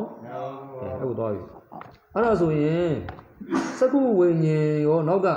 မနောဓာတုတဲ့မနောဓာတ်ကလည်းပဲတံပရိဆိုင်တွေးဆိုတော့မနောဓာတ်ဆိုတော့သူလည်းပဲကုသိုလ်အကုသိုလ်ကမဟုတ်ဘူးတွေ့လားဗျာအာဟိဝိပ္ပစိတ်တွေဝိပ္ပဆိုတာကံမမဟုတ်တာနောက်ဒီကောင်းနောက်မှာပါတဲ့အနန္တရပစ္စေနာကိုလည်းငါးပါးပဲပြိုင်မယ်ဘောပေါက်လားမနောဓာတုမနောဝိညာဏဓာတုရတယ်တွေ့လားဗျာဒါပဲပြင်ပါပဲနော်ကဲအဲ့ကြတော့ဦးဇင်းတို့ဘယ်နှပိုက်တုံးလို့ပြောလိုက်ကြအောင်ရှင်းရစက္ကုဝိညာဏဓာတုသောတာဝိညာဏဓာတုစသည်အပြင်၅ပိုက်နော်ရှင်းရအဲ့မနောဓာတုရေးလိုက်မယ်နောက်ကမနောဝိညာဏဓာတုကတစ်ပိုက်တွေ့လားဗျာအဲ့ဒီအပိုက်ကအဲ့၅ပိုက်နောက်ပိုင်းလုံးမှာပါတယ်နော်အားလုံး10ပိုက်ဟုတ်လားဗျာအဲ့10ပိုက်လုံးမှာဆိုရင်၅ပစ္စည်းပဲပြန်မယ်တွေ့လားဟုတ်ရရင်နော်ဟုတ်ဒီဘက်ဆက်သွားမယ်ဗျာ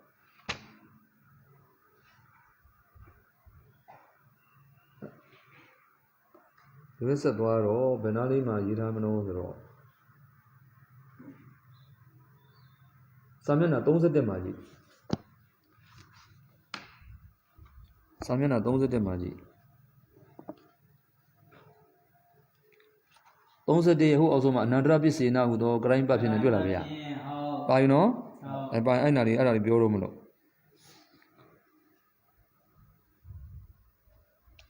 Yago Jim Semiamia Jaro, Samina, Yago Samina, Nesete Magie.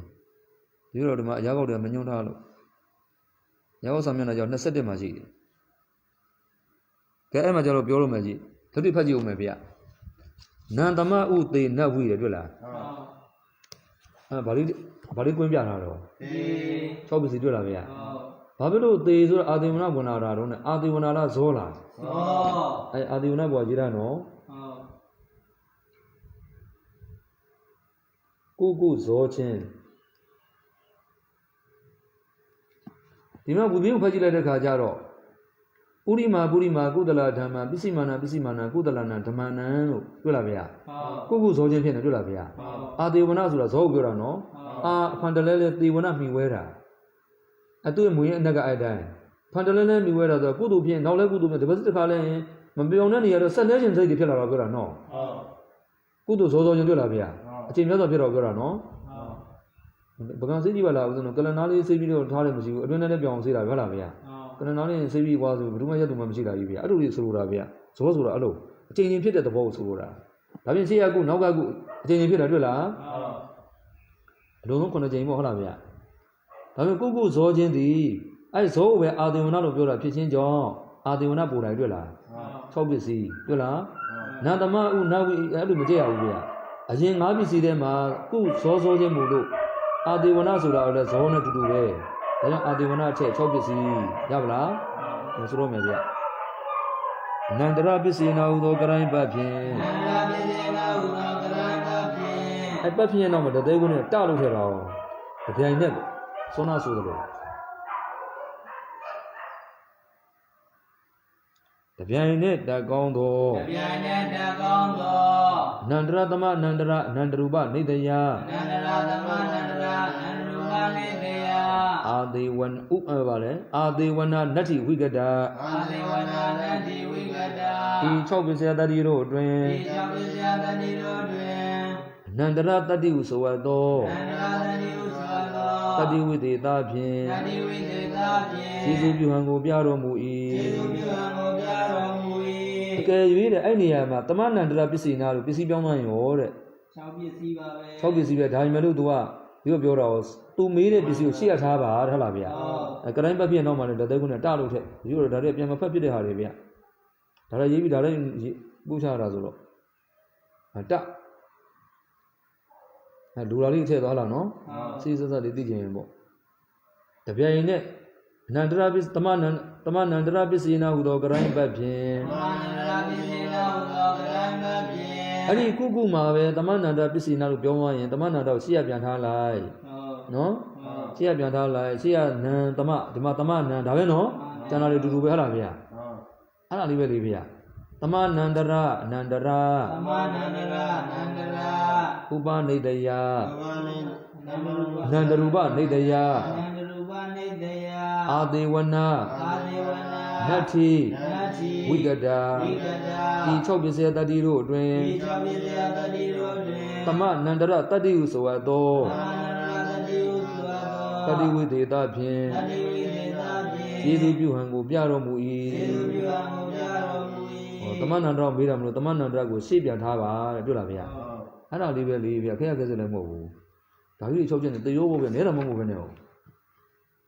Not good David or your name, any Bisibian lady, Cadet no, you know. The young Biara.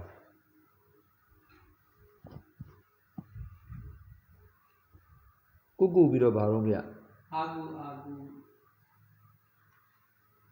Nandara, Nature, Conesi, the Bianome.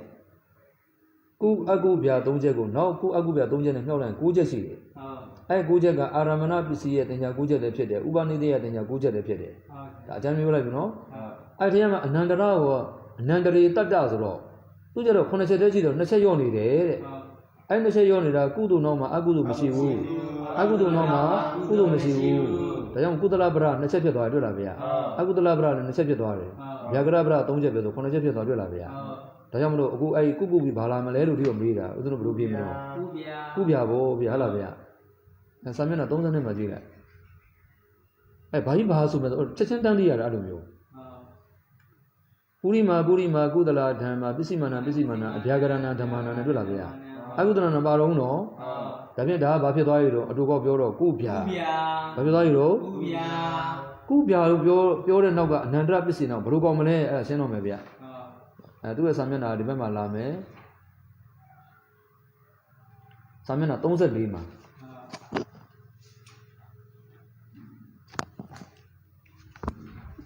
34မှာ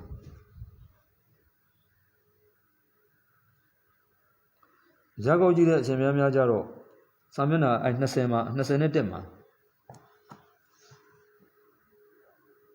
ဒီတော့ဇာကောက်ပြန်မကန်အောင်တခါလေးရေးထားဆိုတော့ဇာကောက်မညွှန်းတော့ဘူးဟဲ့လားနော်ဘိုးကအစောနာလို့စာအုပ်တွေမတူဘူးပြောလို့မထက်တဲ့ပြန်ချောက်ပြတော့ပဲအဲ့ဒါတွေဒီကစာမျက်နှာမေးလို့ဒီစာအုပ်မရှိတဲ့လူကစာမျက်နှာမတူတော့ဘယ်လို့မှပြောလို့မရတော့ဇာကောက်နဲ့တူတူပဲကိုယ်စရာဆိုလဲအနန္တရကိုကြည့်လိုက်ဟဲ့လားဗျာပစ္စယနေဒေတာတွေအနန္တရကိုကြည့်လိုက်ပစ္စယနေဒေတာတွေကမကြည့်ရင်ဆိုလို့ရှင်လည်းပညာဝါဒတွေကအနန္တရကိုကြည့်လိုက်တူတူပဲဟဲ့လားဗျာဒီသင်္ချာတွေတူတူပဲအနန္တရနဲ့ပစ္စယနေတွေတူတူပဲဗျာကဲအဲ့ကြတော့ဖတ်ကြည့်ခေါင်းစဉ်လေးမမေ့တော့မယ်နော်ခေါင်းစဉ်ကတခြားလားကုဗျာလားကုဗျာအဲ့အပေါ်ကနေပြန်တင်ထားကုဗျာလို့နှစ်ကုဗျာလို့ရေးတာသင်္ချာနံပါတ်2မြောက်မှာဘာလဲဖျားခြားလိုက်ကုဗျာကိုအကုမရှိလို့တွေ့လားဗျာခေါင်းစဉ်ပြောက်တော့ဘာမှမသိဖြစ်နေဝင်ဗျာအနန္တပစ္စည်းဘာလို့တော့ကောက်ထောင်ဖြစ်နေမလို့နော်အမကုဗျာတွေ့လားဗျာအဲ့တော့အနန္တရပြန်ပုံသိမ့်မနေပစ္စည်းတော့ပုံသိမ့်ပစ္စည်းငါပစ္စည်းလေငါပစ္စည်းပုံသိပြန်မှာဘယ်နှပစ္စည်းတော့ငါပစ္စည်းထဲမှာကမ္မဝင်နေလားအာတေဝရဝင်နေလားကြည့်တယ်ရပြီလို့နားရတာဗျာအဲ့တော့ဒီတော့အမဖက်ပြတော့မယ်ကြည့်ဆရာတော်ကသူကခွဲဖြေထားလို့ဦးဇင်းတို့မခက်တယ်ထင်တာဗျာအမှန်ဒီပစ္စယနေဒေတာဆိုပစ္စည်းအားလုံးတတ်ပေါင်းထားတယ်ပစ္စည်းမှအားလုံးတတ်ပေါင်းထားတယ်ပေါင်းထားတဲ့ဒေသနာကြီးဗျာနားရလားဗျာအမှကောက်တဲ့ဆရာတော်ကခွဲပြီးပြန်ထားတော့ဦးဇင်းတို့မခက်တယ်ထင်တာအမှန်အဲ့လိုမဟုတ်ဘူးအပေါင်းပြထားတဲ့ပစ္စယနေဒေတာအပေါင်းမပြန်ရတယ်ဗျာအားကြောင့်မနေ့ကဟိုမှာနှစ်ချက်ရှိတဲ့နဲ့အကုန်လုံးမဖတ်ပြပဲနဲ့အပေါင်းဟာဝယ်ပြီးတော့သာသာတော်ပြန်ပြခဲ့တာဟုတ်လားဗျာနောက်မှသူခွဲတော့ခွဲပြမယ်လေနော်အကျမ်းမြင့်တဲ့ဦးဇင်းတို့လုပ်ပြတယ်ဒါမှဆရာတော်ကလွန်နေတာပေါ့လွန်နေတာဆိုတော့ဒီမှာတရားအပေါင်းယူပစ္စယနေဒေတာဟေတူဟိတ်ချောက်ပါလုံးပေါင်းထားတွေ့လားဗျာကုသိုလ်ဟိတ်လို့လည်းမခွဲဘူးအကုသိုလ်ဟိတ်လို့လည်းမခွဲဘူးနားလားဗျာအဲ့တော့အပေါင်းချက်ခွဲတော့ဦးဇင်းတို့မခက်တယ်ထင်တာအဲ့ဒါဟိုကဂတနာမှာတီးကြလာတာဗျာဂတနာမှာတီးကြရှိတယ်ခွဲကြမလို့ဟိုမှာဂတနာမှာတီးကြရှိတယ်အဲ့ဒါယူပညာဝါဒနောက်မှာဂရဏတင်ရမှာရှိမှလာပြီးသူတို့ခွဲလိုက်တော့ဦးဇင်းမခက်တဲ့ထင်ပါတာဂရဏရဲ့သူအခွဲတွေဗျာဘာများလောက်ထောင်လို့ပြောရှားကြည့်နေတာအဲ့တော့သူကဒီမှာအောက်ကဟာလူပဲဖတ်လိုက်မလေးခုစေတနာဖြစ်အံနဲ့တွေ့လားဟုတ်မလေးခုစေတနာဖြစ်အံဖိုလေးခုအားတတ်တော့မလေးခုစေတနာဖြစ်အံတွေ့လားဟုတ်အဲ့တော့ဦးဇင်းတို့ကသင်္ချာနဲ့ကြိုက်အောင်ကြည့်သူရေးတဲ့အတိုင်းမဖတ်နဲ့ဒီနေ့အဲ့ဟိုပါပေါ့ဆရာတော်နေပြောသလိုပေါ့ဗျာဆရာအဲ့ဒီမှာပုပ်ပေနေပါတော့မှာပုပ်ပေရှိဘဝ၌ဟုတ်လားဗျာ၌ဆိုရင်တမိန်ဝိပတ်၌ဆိုရင်တမိန်ဝိပတ်အဲ့လိုမဖတ်နဲ့လို့ဘာတပရိလဲသူကမင်းတယ်တမိန်တပရိသမတ်လို့မရှိဘူးလို့တွေ့လားဗျာအဲ့ကောင်တတ္တမီဘယ်ထဲပါတော့တတ္တမီသုဒ္ဓတပရိသမတ်ဒုဖျားတာတော့ဟုတ်လားဗျာအဲ့ကြောင့်တမိန်တွေ့ရင်တမိန်လို့ဖတ်မှာလားတတ္တမီလို့ဖတ်မှာလားတတ္တမီလို့ဖတ်မှာပါသူ့တွေ့ရင်သူ့လို့ဖတ်မှာလားတတ္တမီလို့ဖတ်မှာလားတတ္တမီလို့ဖတ်မှာပါအဲ့ဒါမှတတ္တမီတော့ထက်လိုက်အောင်ပဲတတ္တမီသုဒ္ဓတပရိသမတ်ဒုတိယဆိုလဲဒုတိယသုဒ္ဓတပရိသမတ်တွေ့လားဗျာချက်ချင်းသွားတာအဲ့ဟိုကတမိန်လို့တော့သိနေပြီဘာပြောမှမသိဖြစ်နေတယ်ဖြေလိုက်တော့အဲ့တတ္တမီမပါဘူးတွေ့လားဗျာဒီမှာလည်းပဲအဲ့တိုင်းပဲပဋ္ဌာန်းမှာရာကောက်ကြည့်တဲ့ပုဂ္ဂိုလ်များလည်းပဲအဲ့တိုင်းပဲပဋ္ဌာန်းမှာအရာကောက်ကြည့်တဲ့အရှင်များတွေကဘာလို့အားလုံးဆိုတဲ့ခါကျတော့မက်လို့မကြည့်အောင်သင်္ချာနဲ့ထည့်ကြည့်လိုက်ရတယ်မက်လို့သာပြောတာဟာကုသိုလ်ကြီးတွေ့လားထည့်ပုံနော်ထည့်တဲ့ချိန်အတိုင်းလေးဖိုးဆိုတာဟာဗျာကရာကြီးဖိုးဆိုတာဝိပက်ကြီးဝိပါကဗျာကတောကိရိယာဗျာကတောဧကောခန္ဓောနဲ့တွေ့လားဗျာဖိုးဆိုတာဝိပက်ကြီးကဝိပက်ဆိုတာဗျာကြီးတွေ့လားဗျာမက်ကိုမက်လို့မဖတ်နဲ့ကုမက်ကိုကုလို့မှတ်တာဖိုးပုံကဖိုးရဲ့အထက်နဲ့တို့တဲ့နေရာဗျာလို့မှတ်တာဩမက်နဲ့ဖိုးကကုဗျာပဲအကြမ်းမတူလို့မြင်တာတွေ့လားဗျာအဲ့တော့မက်လို့ချင်းတဲ့မက်ရတဲ့ပုဂ္ဂိုလ်ကအကျိုးရှိတယ်တဲ့ဘာလို့လဲဖိုးဆိုတဲ့အကျိုးရှိတယ်တဲ့ဘလို့များအကျိုးရှိတော့ဆိုတော့ဦးဇင်းတို့ကြည့်ပါလား9ရက်လေးမစားမတော့မဲ့ဝင်စားနေရတာနဲ့မှလည်းတွေ့လားဗျာသူများ2နာရီ3နာရီတို့10နာရီထိုင်နေဆိုတော့သူကပြင်းသေးတယ်တွေ့လားဗျာ အဲ့လိုအကျိုးတရားတွေရှိလိမ့်မယ်တဲ့တွေ့လားဗျာစိတ်နဲ့နေနိုင်တဲ့အကျိုးတွေပေါ့ပူလာလည်းမသိတော့အေးတာလည်းမသိတော့ချင်းခဲတာလည်းမသိတော့ခစ်ပြက်နေလည်းမသိတော့တွေ့လားဗျာကိုဗစ်တွေလည်းမသိတော့နိုင်ကြီးလည်းမသိတော့20လည်းမသိတော့စိတ်နဲ့နေရတာပြောတာဟုတ်လားဗျာအဲ့လိုအကျိုးတွေလာလိမ့်မယ်တဲ့တွေ့လားအဲမက်ကကုမက်ကပါတော့ဖိုးကပါတော့ဟောကုပဲကြိုက်သွားဘူးလားကြိုက်ပါပါတယ်ကြိုက်သွားရင်နော်ကြိုက်သွားရင်ပြောတော့မယ်နောက်တစ်ချက်ပြောတော့မယ်အဲ့ဒါကတင်ချောင်းကိုကြည့်လို့ရှိရင်အဲ့ဒါကင်တွယ်တယ်နီးပစ္စည်းကိုကြည့်ရင်ကင်တွယ်တော့မယ်ပစ္စည်းကိုကြည့်ကိုကင်တွယ်တဲ့အခါမှာအဲ့ဒီရဲ့5ပစ္စည်းထဲမှာ2ပစ္စည်းအာဒေဝနာထက်နိုင်လားကာမထက်နိုင်လားကြည့်ပါဆိုမိကုံးတစ်ခုပြောဘူးလားဗျာအဲ့ကြတော့မက်ကကုသိုလ်ဟိုကဖိုဆိုတော့ကုဇောခြင်းမဟုတ်ဘူးတွေ့လားဗျာဇောခြင်းမဟုတ်ရင်အာဒေဝနာရပါမလားမရပါဘူးအာဒေဝနာနဲ့ကာမနှစ်ခုတည်းဝေကင်လို့မှာနော်အနန္တရကိုပြန်ကျင်တယ်ဟိဆိုရင်အာဒေဝနာရလားကာမရလားတွေ့လားဗျာဒါမှမဟုတ်နှစ်ခုလုံးမရတဲ့5ပစ္စည်းသက်ပြန်တာလားဆောင်း5ပစ္စည်းပြန်ပြခဲ့ပြီလေအဲ့ဒါပဲကြည့်ရတာတွေ့လားဗျာကဲအဲ့ကြတော့မက်နဲ့ဖို့တင်ချာတဲ့တော့ထဲတော့ကုပြတော့ကြိုက်သွားပြီနော်တင်ချာတဲ့ထဲတာအဲ့ဒါနောက်တစ်ခါမက်နဲ့ဖို့ကိုကမ္မနဲ့အာဒေဝနာတဲ့ထဲတော့မတွေ့လားအာဒေဝနာလားကုဇောခြင်းလားကုဇောခြင်းဒါမဲ့ဟိုကဖို့ဆိုတော့ကုဇောခြင်းဟုတ်ရဲ့လားဟုတ်ပါဘူးကုနဲ့ဗျာဖြစ်နေတာလေဒါဆိုရင်အာဒေဝနာမရဘူးတွေ့လားအာဒေဝနာမရဘာကြမ်းတော့ကမ္မနော်မက်လားကုသိုလ်လားကုသိုလ်ဘယ်သူမှပြောနေရလေကုသိုလ်ကံနဲ့တွေ့လားဗျာမက်လားကုသိုလ်လားကုသိုလ်ကံတွေ့လားဗျာဒါပြင်မက်ကကံနဲ့ကုသိုလ်ကံမို့လို့တော့လားဗျာအဲကြတော့ဦးဇင်းတို့မက်ပေါ်မှာကုလို့ရေးထားရင်နော်နောက်ကအဲကုနောက်ကဆက်ရေးမယ်ဗျာကုသိုလ်ကံဦးဇင်းတို့ပြောတာဒါနကုသိုလ်ကံတော့ဒါနပြောနေတယ်ဟုတ်လားဗျာမက်လေးကုသိုလ်ကံမဲกว่าတဲ့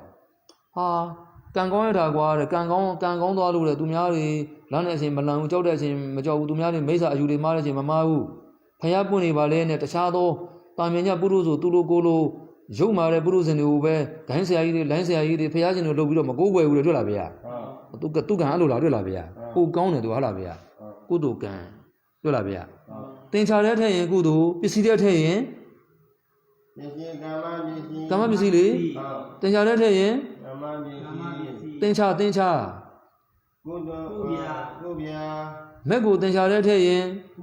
ကုသိုလ်မက်ကိုတင်ချတဲ့ထက်ရင်ဗျာမထက်နဲ့လေးဗျမက်ကိုတင်ချတဲ့ထက်ရင်ပစ္စည်းတဲ့ထက်ရင်ကမ္မလေ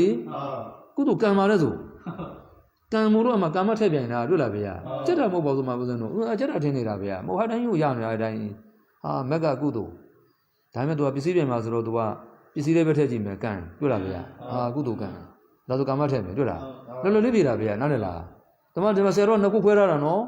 မခွဲပါနဲ့ဟိုခွဲရင်ပို့ချုပ်သွားမယ်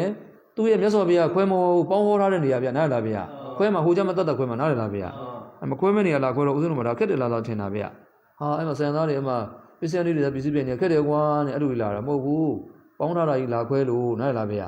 ဘုရားပေါင်းထားပါဗျာဒါမက်ကကုသိုလ်ကံမို့လို့ဘာပစ္စည်းတွေထည့်ပြန်မလို့ကမ္မပစ္စည်းတွေထည့်ပြန်မူရင်းဘယ်နှပစ္စည်းတွေကိုထည့်ပြန်မှာတော့5ပစ္စည်းတွေကိုထည့်ပြန်တယ်ဒါဆိုဘယ်နှပစ္စည်းတော့6ပစ္စည်းလူလာမှာနန္တမဥဟောကံလေးကိုကွဲထားတာတွေ့လားဗျာအဲ့ဒါတွေထည့်လိုက်တာတဲ့ငကောက5ပစ္စည်းတွေတွေ့လားဗျာအဲ့မှာကံကိုကွဲထားရနော်ကွဲထားတဲ့အောက်ကနေထည့်လို့ရတာဒါလေးထည့်လိုက်ဦးမယ်ဟောမက်ကကုသိုလ်ကံလူတည်ထံနဲ့ကာမပစ္စည်းတန်းပေါ်လာတာဟာအာတိဝနမထည့်ဘူးကာမထည့်မယ်တွေ့လားဗျာဘာဖြစ်လို့တော့နဲ့အာတိဝနကုဇောချင်းလေဒီမှာနောက်ကကုသိုလ်မှမဟုတ်ဘူးဗျာကြီးဖြစ်နေတာလေးဗျာအာတိဝနထည့်လို့မရတာတွေ့လားဗျာဒါကြောင့်မလို့ဦးဇင်းတို့လိုက်ပြန်ကြည့်ဗျာဦးဇင်း9ပစ္စည်းသာပြောတာ5ပစ္စည်းနဲ့6ပစ္စည်းဖြစ်မှာတွေ့လားဗျာဘယ်နှပစ္စည်းပဲဖြစ်မလို့5ပစ္စည်းနဲ့6ပစ္စည်းကမတူဘူးနော်အာတိဝနထည့်တဲ့6ပစ္စည်းတစ်မျိုးကာမထည့်တဲ့6ပစ္စည်းတစ်မျိုးအတိရမလားဟုတ်ရပါတယ်ဒါဆိုရင်ဒီတော့အပြန်မေးမယ်ကြည့်ဒီလိုပဲလေတော့ဦးဇင်းတို့ပဲလေတော့စာအုပ်တွေကြည့်နေတော့နဲ့ဟုတ်ပါဠိလေးပဲရုပ်ပြမယ်သကုဝိညာဏဓာတုတံသံမြုတ္တကာသဓမ္မမနောဓာတုယတံသံမြုတ္တကာနိသဓမ္မနာအနန္တရပစ္စေနပစ္စယောသမနန္တရာပစ္စေနပစ္စယောအနန္တရူပနေတိယပစ္စေနပစ္စယောနတ္ထိပစ္စေနပစ္စယောဝိကရပစ္စေနပစ္စယောဒါအကုန်ရုပ်ပြတာတွေ့လားဗျာဦးဇင်းတို့ပစ္စနိတိတမှာတော့နှစ်ခုပဲရှိတာနော်အနန္တရသမအနန္တရလားဗျာအနန္တရကျန်သမအနန္တရရတယ်ကွာတဲ့အဲပစ္စနိတိတစကလုံးပညာဝါဒမှာ5ပစ္စည်းတူတယ်ဟုတ်လားဗျာပစ္စနိတိတမှာ2ပစ္စည်းတူတယ်ပညာဝါဒမှာ5ပစ္စည်းတူတယ်ပစ္စနိတိတအချင်းကိုဗျာဟုတ်လားဗျာပညာဝါဒကြောင့်အချင်းသူသမက်အကုန်ဟောတော့တာဟုတ်လားဗျာတော့အချင်းအမြတ်လေးပြောရတာပေါ့ ရုပ်ရှင်တွေမပြကနေမှထွေလာကားလေးပြတယ်လို့ပြောဗျာတကယ်ဖိုင်တင်ကအကယ်ဒမီရတဲ့အခန်းကြီးပြတာကြည့်ရတယ်နဲ့ကြည့်ကျင်တယ်ဟာကားမိုက်တယ်ကွာသွားကြည့်မြဲဆိုတော့ဟိုရောက်တော့ဘာတော့ကားကြီးနဲ့မှထိုင်ပြီးစကားပြောနေတာနဲ့ကြရားပေါ်အကြာကြီးစီးသွားနေတာနဲ့ဖိုင်တင်ကတော့နဲ့မလာဘူးဟိုမှာပြထားတော့မှတော့တွေ့လားဗျာအကြီးကျယ်ပြထားလားဗျာဟိုတခြားဟိုထဲကျတော့တကယ်အဲ့လောက်ကြီးကောင်းတာမဟုတ်ဘူးဗျာတခြားအခန်းတွေလည်းအများကြီးပါအဲ့တိုင်းအဲ့ဒါထွေလာပြထားတာနော်ငါးပစ္စည်းတူတယ်နော်အဲ့တော့ငါးပစ္စည်းတူတယ်ဆိုတော့ဦးဇင်းအနန္တရဖေပါလေးကြီးကိုငါးပစ္စည်းကိုတန်းပြောရမလို့လားဗျာစကုဝိညာဏဓာတုမစင်းစားတော့နဲ့အနန္တရပစ္စည်းနာလာလာပကတုပနိတယပစ္စည်းနာလာအနန္တုပနိတယပစ္စည်းနာလာလာနောက်ပါတော့သမဏန္တရလာလာနတ္ထိလာလာဝိကတလာလာငါးတန်းပြောလို့လားဗျာမစင်းစားတော့လို့လားဗျာအဲ့ဒီပစ္စည်းနာမည်ပါလိုက်ရင်ငါးပစ္စည်းချက်ချင်းပြောလို့လားဗျာဒီမှာစကုဝိညာဏဓာတုဆိုဘာပါလေးအထိတ်တလန့်ကြည့်မလဲနောက်ကကြည့်လိုက်အနန္တရငါးပစ္စည်းလို့လားဗျာမလို့တော့နော်အဲ့ကြမှာကာမဝင်တန်လားအာတယနာဝင်တန်လားလို့အဲ့ပစ္စည်းကိုလမ်းချတော့မတွေ့လားဗျာပါဠိအကုန်မဖတ်နဲ့နော်စကုဝိညာဏဓာတ်တွေဖတ်လိုက်မှတွေ့လားဗျာအကုန်လုံးမဖတ်တော့နဲ့စကုဝိညာဏဓာတ်ဒီစကုဝိညာဉ်စိတ်ဒီကုသိုလ်လားစကုဝိညာဉ်စိတ်ဒီကုသိုလ်လားအဗျာကရလားအဗျာကရဝိပ္ပကြီးလေစကုဝိညာဉ်ဆိုအကျိုးစိတ်ကြီးလေဗျာစကုဝိညာဉ်စိတ်ကကုသိုလ်လားဝိပ္ပစိတ်လားဝိပ္ပစိတ်ဝိပ္ပစိတ်ဆိုရင်ကုသိုလ်ဟုတ်ပါမလားကုသိုလ်မဟုတ်ရင်ကုသိုလ်ဇောရတဲ့အာသင်္မဏရပါမလားမရပါဘူးဟိုဒါတော့ငါးပစ္စည်းပဲပြန်ဖြစ်နေတွေ့လားအာသင်္မဏထည့်ကြည့်မှထည့်လို့မရဘူးကုသိုလ်ဇောမဟုတ်လို့အကုသိုလ်ဇောလည်းမဟုတ်လို့တွေ့လားဗျာအာသင်္မဏလွတ်သွားပြီနော်နောက်ဟောထည့်မယ်ကံမထည့်မယ်ကံဆိုတာကုသိုလ်ကံအကုသိုလ်ကံကုသိုလ်ကံကကုသိုလ်စိတ်20ပါးထဲမှာလည်းစကုဝိညာဉ်မပါဘူးအကုသိုလ်12ပါးထဲမှာလည်းဖတ်ကြည့်လောဘစိတ်ဒေါသမှုစိတ်မောမှုစိတ်စကုဝိညာဉ်စိတ်လို့မပါဘူးတွေ့လားဗျာဒါဖြင့်ဒီကောင်ကကံလည်းမဟုတ်ဘူးတွေ့လားဗျာ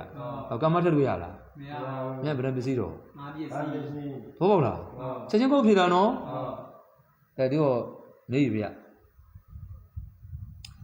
စကုဝိညာဏဓာတုတန်တမြုတ္တရသဓမ္မမနောဓာတုယတန်တမြုတ္တကနိသဓမ္မနာအနန္တရပစ္စယေနပစ္စယောနာကရိုင်းဘအရာကောက်ပြပါအနန္တရပစ္စယေနဟူသောကရိုင်းဘဖြင့်အပြိုင်နဲ့တက်ကောင်းသော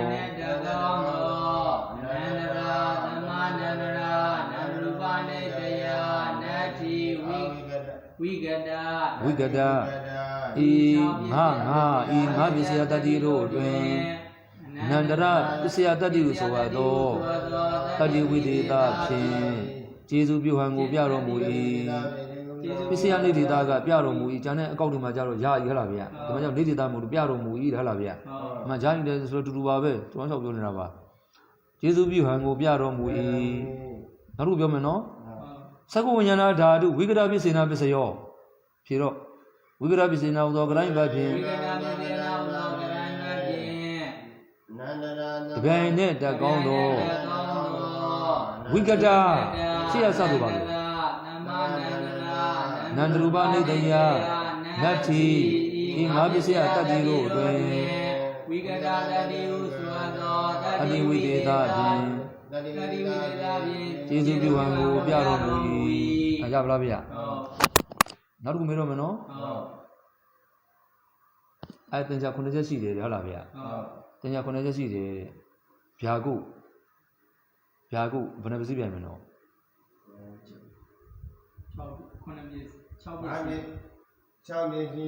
6ပစ္စည်းကဘာထည့်တာလဲကမ္မထည့်တာကမ္မအကုသိုလ်ကအကုသိုလ်ကလည်းဗျာဆိုတော့ဝိပ္ပကြီးတွေဗျာဟုတ်တွေ့လားဗျာတင်ကြပြန်တာနဲ့တမ်းမြင်မှုဆိုတွေ့လားဗျာသူကဗျာဆိုတာပုရိမာအပြကရာဓမ္မတွေ့လားပစ္စည်းမာနကုသလနာဓမ္မနာနဲ့ရောချစ်ရဗျာပါလဲဆိုတွေ့လားဗျာဗျာဆိုရင်အာတိဝနဇောဘာတော့အာတိဝနကုကံမဟုတ်ဘူးလေကံမထည့်ဘူးတွေ့လားဗျာသဘောပေါက်လားဗျာနောက်ကကုတယ်လေဗျာဗျာနဲ့ကုတခြားစီတွေဗျာလားဗျာငါးပစ္စည်းတွေ့လားဗျာချက်ချင်းပြောဝင်ဟဲ့လားဗျာကံလားဇောလားအဲ့လိုတန်းကြည့်တာလားနော်သဘောပေါက်လားဗျာကဲကျွန်တော်ကတော့မလုပ်ပြမယ်လေဒါအခုပြီးတဲ့အထိပေါ့နော်ပြီးတဲ့အထိဘာပြီးသွားရင်ဆိုတော့ကုပြီးသွားပြီကုပြပြီးသွားပြီကုမှာစောစောချင်းမလို့အာသင်္မဏထည့်မယ်ကုပြမှာကုကကံနောက်ကဗျာဝိဘက်အကျိုးဖြစ်နေလို့ဖို့ဝိဘက်အကျိုးဖြစ်နေလို့ကံနဲ့ဝိဘက်ဆိုရင်ကာမပစ္စည်းထည့်မယ်နားလည်လားဗျာအဲကြောင့် तू က6ပစ္စည်းကကာမထည့်ကုကဇောမလို့အာသင်္မဏထည့်နော်ကျန်တဲ့ဒီဘက်ကဆိုရတဲ့10ဘိုက်မှာ9ပစ္စည်းပဲဖြစ်တွေ့လားဗျာသဘောပေါက်လားအဲဒါဆိုဦးဇင်းတို့ဒါဘယ်လောက်ပြီးသွားဆိုလို့ချင်းပစ္စည်းပြိုင်တာ ကတိုင်းပါ12ခုပြီးသွားပြီဟုတ်လားဗျာဟိုကောင်က10ခုလေစဝိညာဏဓာတုက10ခုလေးဗျာနောက်ဒီကောင်က9ခုနဲ့ခုပြ2ခုဆိုတော့12ခုပြီးသွားပြီနော်12ခုပြီးသွားဟုတ်လားဗျာကဲတော်ကြအောင်